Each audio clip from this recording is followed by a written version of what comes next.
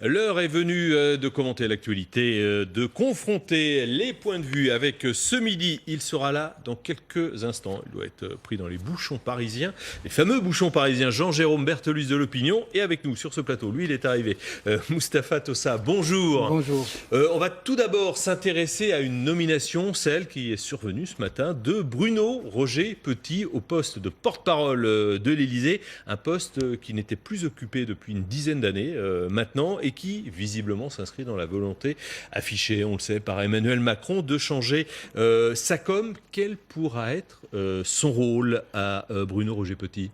Oui, c'est vrai, mais je ne vous cache pas ma surprise. Je connais bien Bruno Roger Petit pour avoir participé avec lui dans des débats télévisé, pour l'avoir lu aussi sur un certain nombre de tribunes, et je suis assez étonné de voir ce passage brusque de journaliste à porte-parole. Alors, ça nous renseigne sur une prise de conscience de la part de l'Élysée que la communication est vraiment défaillante et qu'il fallait trouver quelqu'un qui va donner du style, du contenu, du relief à cette communication, qui va pouvoir l'expliquer. Et tout ça, c'est le défi que rencontre actuellement Bruno Roger Petit. Alors maintenant, de là à savoir de quelle marge de manœuvre un tel profil, d'habitude incontrôlable, d'habitude qui écrit et dit des humeurs, des fois plus que des convictions, peut être compatible avec la nouvelle communication de l'Élysée, bien contrôlée, bien huilée. Vous pensez qu'il n'a pas vraiment le profil à vous écouter, vous le connaissez, donc oui, vous venez nous dire, moi, c'est pas forcément le profil adapté. Oui, moi je ne crois pas que Bruno Roger Petit, qui a le verbe très généreux, la phrase qui est très très généreuse aussi, puisse du jour au lendemain se transformer en communicateur avec très très bien contrôlé de la part de l'Élysée. Et c'est sûr qu'il faut s'attendre à ce qu'il y ait quelques couacs, notamment au début, quand on voit ce genre de personnage prendre une partie de la communication de l'Élysée. On le classe plutôt à gauche. Je dis plutôt entre guillemets, c'est le cas, non ? Lui, moi je l'ai connu, un grand défenseur, un des rares défenseurs de François Hollande. Quand personne n'osait défendre François Hollande parce que François Hollande était vraiment, entre guillemets, mort politiquement, il y avait des gens comme Bruno Roger Petit pour le défendre. Bon. Donc on pouvait le classer, sinon à gauche du moins, du côté de François Hollande. Bon, c'est un éclairage intéressant. Ça y est, Jean-Jérôme Berthelus nous a rejoint, il est sorti des bouchons. On en était donc à quelques mots de commentaire sur la nomination de Bruno Roger Petit, porte-parole de l'Élysée. La question qu'on se posait, quel pourra être son rôle d'après vous, Jean-Jérôme ? Alors, en fait, son rôle, quel pourrait être son rôle ? C'est le président qui va définir son rôle. On a déjà une petite indication à travers le communiqué, puisqu'il va s'occuper, qu'il va être community manager, autrement dit qu'il va gérer le tweet de l'Élysée. Pourquoi c'est important ? Parce que, en fait, des rôles de porte-parole, eh bien, on peut en avoir des très différents. Souvenez-vous de Madame Colonna, qui fut porte-parole de Jacques Chirac tout au long du quinquennat de 95 et qui a embrayé après 2002. Souvenez-vous de David Martinon. Et c'est intéressant parce qu'en fait, on avait commencé à changer l'époque. David Martinon, j'ouvre une parenthèse, c'était Nicolas Sarkozy, voilà. 2007-2008. Oui, quelques mois. Début du quinquennat. Et pourquoi ? Parce que, en fait, les chaînes d'infos arrivaient. Effectivement, Internet commençait. Donc, le rôle du porte-parole, Madame Colonna avait une parole très rare, très formelle, véritablement une parole présidentielle. Là, on avait la firme, une parole plus décomplexée, et puis ça n'a pas marché. Aujourd'hui, quel va être effectivement le rôle de Bruno Roger Petit ? Par exemple, pour ne pas le citer, Robert Zarader, qui est un communicant. On parlait de François Hollande, qui a été le communicant de François Hollande avant de rejoindre Emmanuel Macron au tout début de la campagne. Lui, il était pour, et d'ailleurs, semble-t-il, elle a obtenu gain de cause, la nomination d'un porte-parole. Le président a hésité. Lui voit un porte-parole véritablement à l'américaine, c'est-à-dire qui puisse faire un à deux points presse par jour, qui puisse communiquer en permanence avec effectivement tous les journalistes. Mais la petite différence avec un chef du service de presse classique, dont c'est le job un peu, Sibeth aujourd'hui, Sibeth Ndiaye, il le fait un peu, mais c'est qu'aujourd'hui, un porte-parole, c'est quand même la parole officielle. Cela veut dire que s'il est sollicité, et il le sera 100 fois par jour, ça veut dire que 100 fois par jour, on va avoir l'Élysée dit que. Donc là où je vous rejoins, c'est qu'il y a quand même effectivement un petit risque de couac assez vite. Oui, et on peut aussi y voir une forme de malice de la part de l'Élysée. On sait très bien que jusqu'à présent, au bout de 4 mois de présidence, la communauté des éditorialistes, qu'ils soient écrits ou sur le plateau, est généralement très critique à l'égard d'Emmanuel Macron. Et choisir un éditorialiste symbolique comme Bruno Roger-Petit peut être une arme justement pour déployer la contre-argumentation sur ce qui se dit et ce qui s'écrit sur ce plan-là, sur la gouvernance Macron. Mais encore un petit mot, ça traduit, enfin c'est vraiment même le symbole manifeste d'un changement de pied à 360 degrés du président de la République, donc paroles rares, images nombreuses, paroles extrêmement rares au cours de l'été, au cours des 100 premiers jours, on va dire. Hier, les chaînes d'infos sont invitées directement au séminaire et aujourd'hui, on a un porte-parole. Donc on voit effectivement que le président, on va le dire d'une façon positive, est très pragmatique, que sa stratégie de communication ne marchait pas. Il en adopte une radicalement à l'inverse. Ouais. Et il y a aussi une petite réflexion que j'ai trouvée sur les réseaux sociaux et qui m'a intéressé, c'est quelqu'un qui s'interroge pourquoi vous avez l'air d'être surpris après la nomination de Bruno Roger-Petit quand on voit le nombre d'hommes politiques qui se transforment en éditorialistes.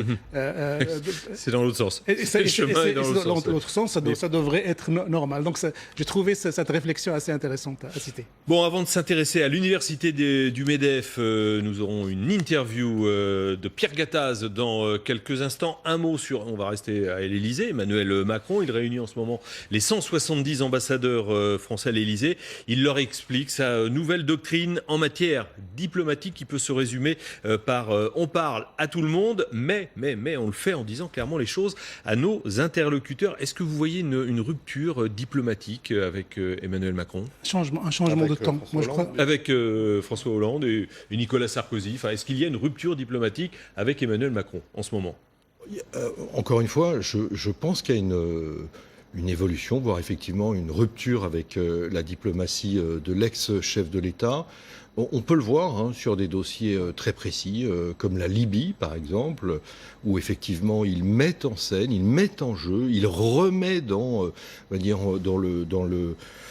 les échanges diplomatiques le général Haftar. Pour l'instant, ce n'était pas la position de la France. La France était dans une position qui est celle de l'ONU, qui était pas du tout que le général Haftar ait une reconnaissance internationale. On l'a vu avec quand il invite Donald Trump à Paris. On voit que c'est comment dire. On voit pour l'instant une politique qui est assez en rupture avec celle de François Hollande. On le voit au niveau européen avec un langage extrêmement cash. On n'avait pas l'habitude. François Hollande, Dieu sait que j'ai fait des conseils européens avec lui, il avait tout de suite adopté la langue de l'Union européenne, voire de la Commission européenne, c'est-à-dire quand même une espèce de langue un peu opaque. C'est pas le cas du chef de l'État. Maintenant, est-ce que ça va porter ses fruits ? C'est ça, la diplomatie. On ne fait pas de la diplomatie pour la diplomatie. Donald Trump, est-ce qu'il faut l'avoir acheté en solde ? Est-ce que c'est une bonne chose ou pas ? Poutine, est-ce que ça peut faire avancer les choses sur le drame syrien ? C'est une question. Et la Libye, ça va être au long cours. La seule peut-être avancée, quand même très claire, c'est sur les travailleurs détachés. Oui, et il y a aussi une rupture sur la Syrie, alors que François Hollande et la diplomatie de François Hollande ne voulaient pas du tout voir en peinture Bachar al-Assad. Avec Emmanuel Macron, on peut imaginer demain l'intégration de Bachar al-Assad dans une solution transitoire syrienne. Et puis aussi, il y a un changement d'ordre de priorité. Rappelez-vous que le ministère des Affaires étrangères du temps de François Hollande s'appelait, quand il était occupé par Laurent Fabius, le ministère des Affaires étrangères et du développement international. Là maintenant, ça s'appelle le ministère de l'Europe et des Affaires étrangères. Et là, quand on a entendu aujourd'hui Emmanuel Macron, il dit que la priorité pour lui, c'est la lutte contre le terrorisme. Donc il priorise la lutte contre le terrorisme plutôt que le développement international ou autre agenda. Donc ça, il y a une forme de rupture, sans parler qu'avec Emmanuel Macron, moins qu'avec François Hollande, il sera, lui, l'acteur principal de la politique étrangère. Il y aura Jean-Yves Le Drian, mais le visage et l'acteur principal de la politique étrangère française sera pleinement incarné par Emmanuel Macron. C'est sa tendance, c'est sa volonté, et c'est ce qu'il laisse entendre dans la prochaine séquence internationale. On va s'intéresser donc à cette université d'été du MEDEF qui s'ouvre cet après-midi. Il y a quelques instants, Isabelle Gounin a réalisé cette interview de Pierre Gattaz, le patron du MEDEF. On écoute et vous réagissez. On se retrouve avec Pierre Gattaz, le président du MEDEF, depuis la 19e université d'été du MEDEF. Alors on va connaître, Pierre Gattaz, les ordonnances donc jeudi sur cette fameuse réforme du droit du travail. Est-ce que vous avez le sentiment qu'il faut mettre encore plus la pression sur le gouvernement aujourd'hui pour qu'il aille au bout de cette fameuse réforme ? Oui, c'est un moment historique du pays. C'est un moment où on va enfin connaître le détail de ces ordonnances. Elles seront très importantes. Pourquoi ? Parce que c'est le moment où on va peut-être, depuis 30 ans, avoir un vrai déverrouillage du marché du travail. Pour nos équipes, pour nos collaborateurs, pour nos salariés, et pour qu'ils puissent discuter, partager avec les chefs d'entreprise sur l'adaptation permanente et le développement. C'est un moment important. La rédaction va être essentielle, car le diable est dans les détails. Et je crois qu'en effet, on est à 2 jours de ce moment historique. C'est une pression positive. C'est pour juste lui rappeler que tout son programme à Emmanuel Macron a été fait sur ces réformes, que les forces économiques attendent. Elles sont encore en confiance aujourd'hui, et il faut surtout pas les décevoir vendredi. Vous n'avez pas peur que le gouvernement recule quand même aujourd'hui, donc les sondages sont pas favorables à Emmanuel Macron. Est-ce qu'il risque pas peut-être d'amoindrir la réforme ? Mais je crois, si vous voulez, que il a été élu sur un programme, et légitimement. Il en a reparlé pendant les 2 tours des élections législatives. Il a eu une majorité très forte de son parti sur ces réformes. Donc je ne comprendrais pas les forces économiques nationales et internationales d'ailleurs, ne comprendraient pas qu'il y a refus d'obstacles, comme on dit en équitation. Il faut donc sauter la haie. Il y a eu 40 négociations, discussions, réunions. Personne n'a été pris par défaut. D'ailleurs, on vous présente comme un ministre du Travail bis aujourd'hui. Pas du tout. Moi, je suis un chef d'entreprise. Je bosse pour mon pays. J'essaie surtout de faire que le pays redémarre et recrée de l'emploi à terme pour qu'on arrive idéalement à 5 ou 6% de chômage. C'est ça l'objectif. On en est loin, le chômage a encore progressé au mois d'août dernier. Oui, mais on a créé 300 000 emplois dans l'économie française en 12 mois. Alors le chômage est là malheureusement, mais le fait qu'on soit reparti dans la création d'emplois est quand même un très bon signe. Ça veut dire que le pacte de responsabilité, le CICE, commence à donner leurs fruits. Mais vous savez, ça prend du temps. Les Allemands, Schröder et Hartz, ont mis 3 ans avant d'infléchir leur courbe du chômage. Donc il faudra être un peu patient sur les résultats concrets. Ce que je peux vous dire, c'est la confiance. La confiance, c'est là pour les forces économiques ont confiance dans l'équipe Macron. Donc il faut garder cette confiance qui sera 50% du business et de la croissance derrière. Sur les mesures à proprement parler, donc on parle beaucoup évidemment de la réforme donc des indemnités prud'homales, indemnités de licenciement donc contre les dommages et intérêts qui seront plafonnés. Cette hausse justement des indemnités de licenciement, c'est pas forcément une bonne nouvelle pour vous. Non, écoutez, non, malheureusement on l'a appris en plus par la bande au mois de juillet. Donc en effet il y a au fil de l'eau on va dire. Au fil de l'eau, bon. Donc en effet il y a des choses qui vont pas dans le bon sens. Bon, par contre ce qui est important, c'est que jeudi, les ordonnances devront indiquer précisément les curseurs des planchers et des plafonds de ces fameux dommages et intérêts prud'homaux. Et ces curseurs devront être bien positionnés, notamment par rapport aux TPE-PME, car c'est elles aujourd'hui qui ont peur d'embaucher, c'est elles qui ont un réservoir d'emploi très important. Donc je pense que cette réforme sera réussie si ces ordonnances sont simples à comprendre, simples à mettre en œuvre, notamment dans les TPE-PME, avec des curseurs adaptés. Et deuxièmement, et une négociation salariale qui soit aussi valable partout. Mais bien sûr, avec sans représentants forcément syndicaux. Alors qu'on ait des élus, notamment en dessous de 300 personnes, vous avez 95% des PME de moins de 300 personnes qui n'ont pas de syndicat aujourd'hui, et donc ils sont pas en position de pouvoir négocier. Donc toute cette réforme-là, qui est justement d'ouvrir des négociations, il ne faut pas que on les bloque. Donc il est important qu'on puisse négocier nous avec des élus qui soient syndiqués ou pas syndiqués. S'ils sont syndiqués, très bien, parfait. Magnifique. S'ils sont pas syndiqués, ce que nous demandons, c'est donc d'avoir la possibilité, en dessous de 300, de pouvoir quand même négocier. Il faudra les former, ces élus, et peut-être qu'on pourrait imaginer une formation paritaire, d'ailleurs, pour former ces élus. C'est une façon de mettre les syndicats de salariés sur la touche, quand même. Pas du tout, c'est l'inverse. Moi, je crois que c'est une formidable part de marché à offrir à ces syndicats pour dire, on va ouvrir les négociations, il y en aura beaucoup plus par des élus, à nous, syndicats, salariés, de montrer qu'on est bon, qu'on est fort, qu'on est professionnel, qu'on les aide, qu'on les coach, et ils viendront naturellement dans ce syndicat s'ils sont bons, s'ils sont forts, s'ils sont compétitifs. Moi, je crois au contraire que c'est une formidable opportunité pour eux de rentrer dans ces PME, non pas par un monopole syndical ou par une obligation, mais par un volontarisme d'adhésion et d'excellence. Merci beaucoup Pierre Gattaz d'avoir été avec nous depuis cette 19e université d'été du MEDEF. Merci. Voilà, Pierre Gattaz a rappelé son mot d'ordre. tenez bon, hein, il s'adresse au gouvernement, tenez bon sur les réformes, sur cette réforme du Code du travail. On sait d'ailleurs que Édouard Philippe ni Emmanuel Macron ne se rendront à Jouy-en-Josas, où se tient cette université d'été. Moi, je me pose cette question, à quoi joue Pierre Gattaz? Parce que ce n'est pas le meilleur service qu'il puisse rendre actuellement ni à Emmanuel Macron, ni à Philippe Édouard. Donc, quand on a une de Libération qui catalogue le président de la République comme potentiellement président des riches, quand on a une organisation politique comme la France Insoumise, comme les syndicats qui sont en train de mobiliser pour montrer que ce président, que cette réforme-là vise à servir les intérêts des riches, voir l'icône du patronat avec sa mine réjouie se féliciter des principaux contenus de cette réforme, moi je crois qu'ils n'auront pas du tout service à Emmanuel Macron et que ça va encore plus pousser les protestataires et les gens qui refusent cette réforme à se mobiliser. Ça va jeter plus l'huile sur le feu qu'autre chose. Oui, je suis tout à fait d'accord. C'est embarrassant. Non, mais je suis pleinement d'accord.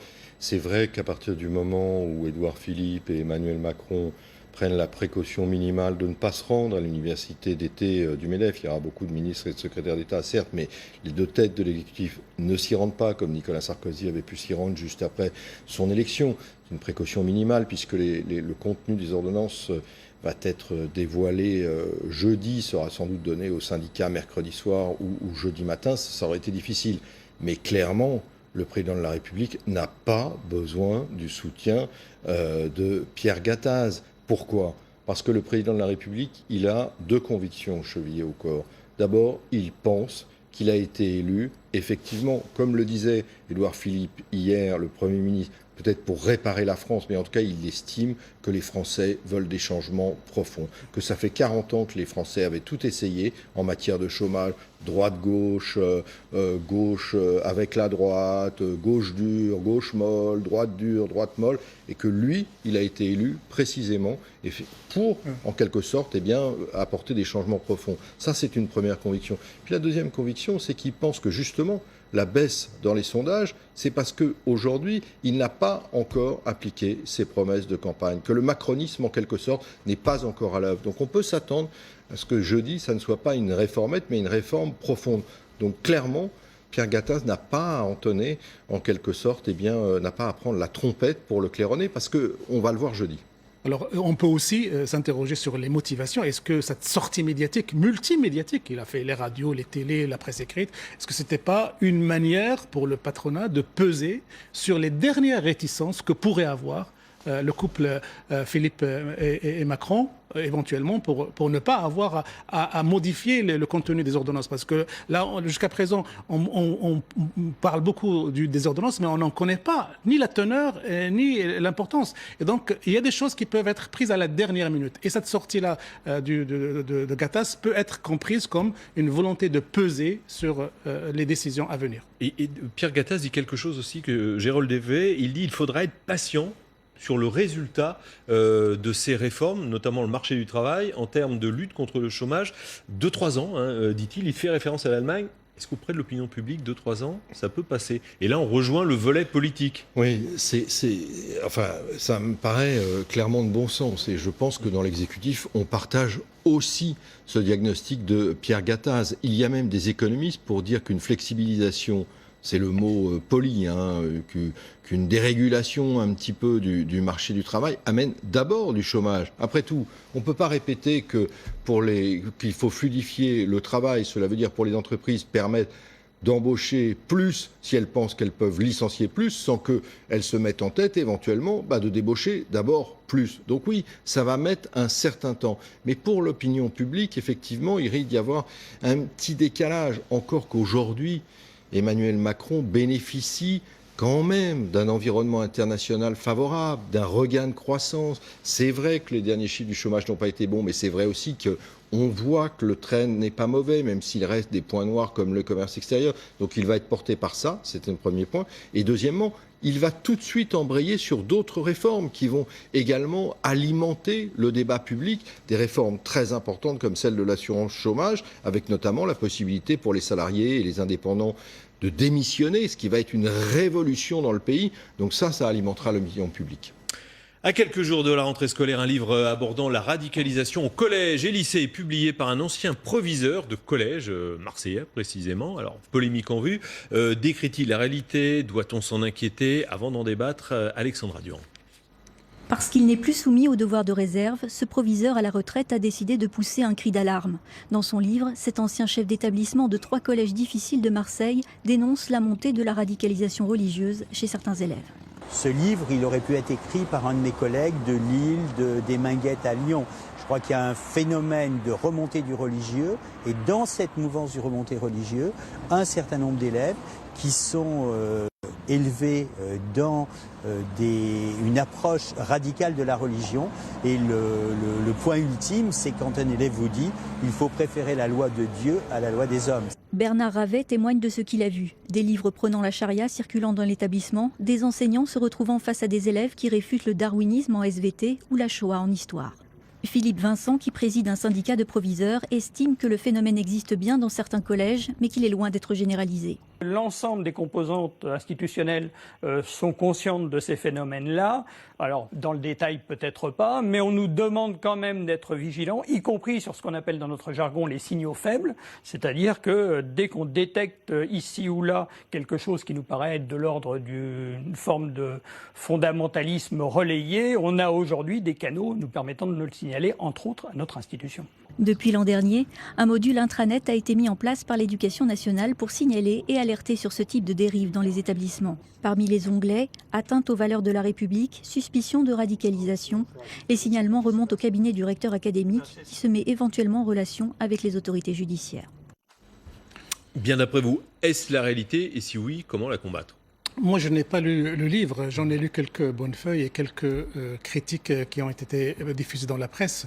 Je ne connais pas l'ampleur du phénomène. Est-ce que c'est quelque chose de généralisé ou quelque chose de limité sur le plan géographique? Mais n'empêche que les exemples cités dans ce livre et dans les articles que j'ai lus, il y en a qui ne relèvent pas du tout ni de religieux ni de l'identitaire. Ils relèvent beaucoup plus de l'incivilité sociale. Et ça, c'est ce qui est à ne pas confondre avec la montée du radicalisme. N'empêche qu'il y a une réalité en France qui touche et les mosquées, qui touche les associations, qui touche l'espace public et qui touche aussi l'école. La pression des radicaux, la pression de la pensée radicale est là. Toute la question est de savoir comment l'école, qui est le creuset de la République, le creuset d'intégration de la République, peut lutter contre ces phénomènes-là, peut les empêcher de se propager comme idées néfastes. Et donc il y a toute une responsabilité des enseignants, de l'encadrement, de l'éducation nationale pour justement mettre fin à ces discours qui visent à radicaliser et à diffuser de la pensée radicale. On ne voit pas pourquoi l'école ne serait pas touchée, puisqu'on le voit maintenant, ça fait des années qu'on a des débats dans la société sur la laïcité, sur la montée du communautarisme, sur l'islamisme radical. On ne voit pas pourquoi les enfants qui sont membres de familles ne seraient pas touchés à leur tour dans certains quartiers difficiles sûrement. Maintenant, est-ce que ça concerne toute l'école? On n'a pas vu en tout cas je veux dire des signaux d'alerte manifestes de la part de telle ou telle institution. Mais clairement, comme on peut voir des incidents isolés sur le voile à l'université, il y a évidemment, manifestement à l'école des problèmes. Et on l'a vu, alors vraiment, on l'a vu malheureusement quand il y a eu la minute du silence après le Bataclan. Et on le sait que sur la Shoah, c'est quelquefois compliqué pour les enseignants simplement d'enseigner ce drame de la Shoah. Mais j'ai envie de dire que le principal problème, là où on n'a pas tellement de signaux d'alerte, c'est pas sur les écoles publiques, c'est sur les écoles hors contrat qui se multiplient et sur lesquelles l'éducation et les autorités n'ont absolument pas de point d'accès. Et c'est là où il y a peut-être un véritable problème, parce que c'est pas juste des cas isolés d'incivilité qui se traduisent en agressivité religieuse. Là, véritablement, c'est l'enseignement d'une religion, on va dire, d'une manière extrême. Merci beaucoup, messieurs. On peut préciser que David Pujadas abordera sans doute la question ce soir avec Jean-Michel Blanquer, le ministre de l'Éducation nationale, qui sera son invité. Restez avec nous dans quelques instants. L'info continue sur LCI.